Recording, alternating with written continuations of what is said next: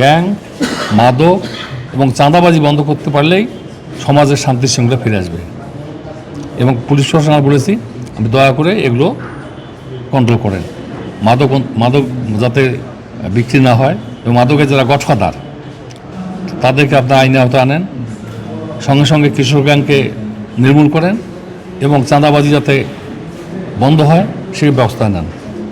এই তিনটে বন্ধ হলেই কিন্তু রংপুর শহর অত্যন্ত শান্তিপূর্ণ শহর হবে বলে আমি ভারত তো এইসব করবে, তারা একটু সামনে জন্মাষ্টমী পুজো তারা কিন্তু একটু সুশ্রী দেবেই, তারা একটু যাতে করে এখানে একটা অশান্তি বিরাজ করে।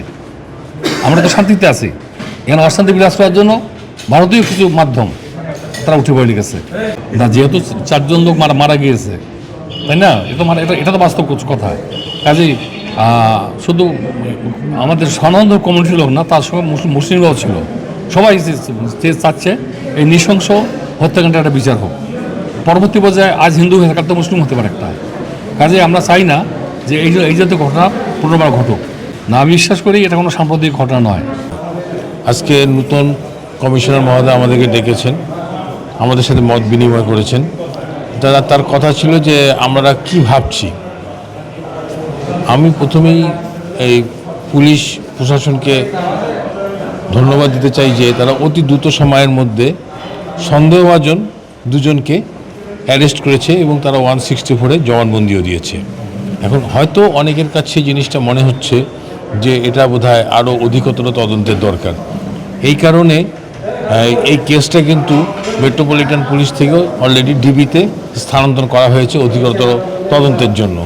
আমি সবসময় আশা করব যে দোষীরা অবশ্যই যেন শাস্তির আওতায় আসে, আইনের আওতায় আসে। আজকে যে সনাতন কমিউনিটির লোকজনের সাথে কথা বলে ওনাদের উদ্বেগের জায়গাগুলো আমরা বোঝার চেষ্টা করেছি এবং সেই হিসাবে আমরা ওনাদের যে জায়গাগুলো ওনাদের উদ্বেগ আছে সেগুলো আমরা অ্যাড্রেস করব বলে আশ্বস্ত করেছি। ওনারা আমাদের কথায় আশ্বস্ত হয়েছেন এবং আমরা সেভাবে কাজ করছি।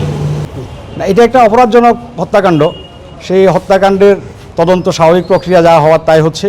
আমরা আন্তরিকভাবে সকল ধরনের সাক্ষ্য প্রমাণ উদ্ঘাটনের চেষ্টা করতেছি এবং আশা করি আমরা স্বল্প সময়ের ভিতরে এটা মামলার একটা যথাযথ ব্যবস্থা করতে পারবো। সবাই মাদক তো আসলে সারা সোসাইটির সমস্যা। আমরা রংপুর এলাকাতে মাদক নির্মূলের জন্য কিভাবে একটা বস্তুনিষ্ঠ পদক্ষেপ গ্রহণ করা যায় সে বিষয়ে আমরা চিন্তাভাবনা করছি এবং অচিরেই এটার একটা পজিটিভ সাড়া এবং পজিটিভ একটা ফলাফল নিশ্চয়ই রংপুরবাসী দেখতে পাবে।